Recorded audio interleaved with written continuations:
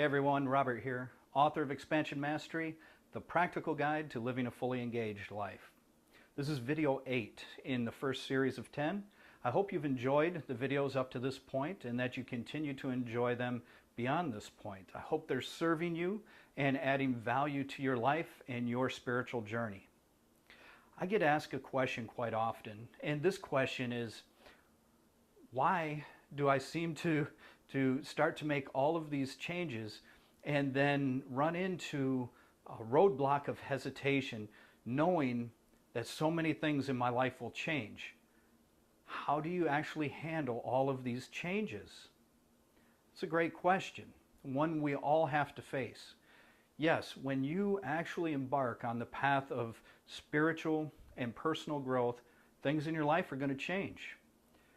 All of those things will ultimately be for your best, but some of those things are difficult as they're going through the process. And when you reach these difficult stages where you really have to stick to what you know is true in your heart, not what anybody else is telling you, that requires the strength of a spiritual warrior. Now, spiritual warrior is becoming a commonly used term, right, in the spiritual world. But what I'm talking about is not a fluffy new age term. What I'm talking about has roots. Okay? It's something solid and definite. I've been an avid martial arts student and instructor for 33 years, and I've trained extensively in Japan and China, and I have a little idea what it takes to become a warrior. The arts that I study are not competitive, okay, but they are based in forging oneself into a spiritual warrior and overcoming the ego.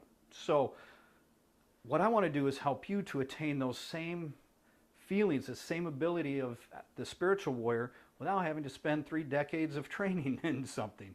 Okay, so that's the idea.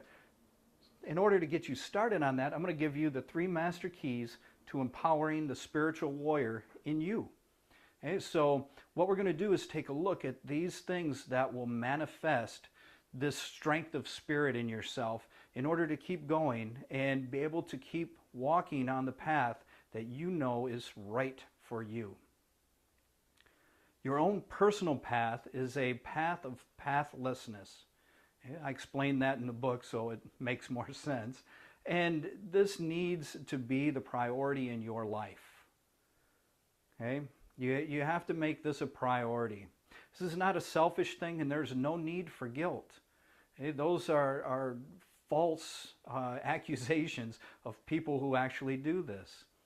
Okay? This is you being authentic, and that is the most important thing that any of us can do. Okay? And in order to do that, it requires the strength of a spiritual warrior. We got to have that kind of strong spirit. Okay? So the first master key to developing that is overcoming your ego. Okay? We have to get rid of the ego. The ego is going to constantly work against you and cause problems for you until you subdue it. Okay? Now, we went over that in the previous 2 videos, is where we started to set the groundwork for that. So you can see that it continues on to this, because someone who is still in their head with their ego cannot truly embody the spiritual warrior part of themselves. Okay? So we need to keep working on this. There are lots of ways to overcome that. The second master key is we have to get past the ego of others. Okay? So as you begin to make changes in yourself and you overcome your own ego, you'll notice that the ego of others starts to pop up as an obstacle. Other people may not like the changes that you're going through or the changes to your life, and they may try things to cling to you in your current role. Okay? So we have to be strong enough to know what is right for us in our own heart. And that's not for me to tell you. That's not for anyone else to tell you. That is for you and you alone to know. You ask yourself within your heart and you'll get the answers. So we have to be able to overcome all those things that other people tell us to do.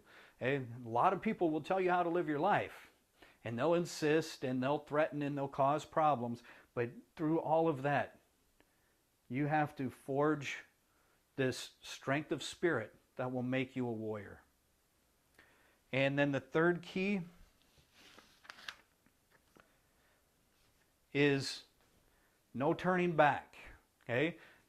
Once we work at subduing our own ego, overcoming the ego of others, then we have to overcome our fears. Okay? And a lot of our fears will cause us to go running back to the beginning and hide in our comfort zone. Hide in those identities that we start to cling to through our life. And we've got to learn to let go of those. We've got to learn to let go of fears.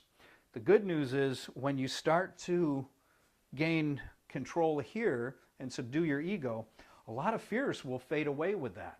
But there still may be some that pop up. So we work at overcoming our fears in order to more fully experience our life and what is true to us.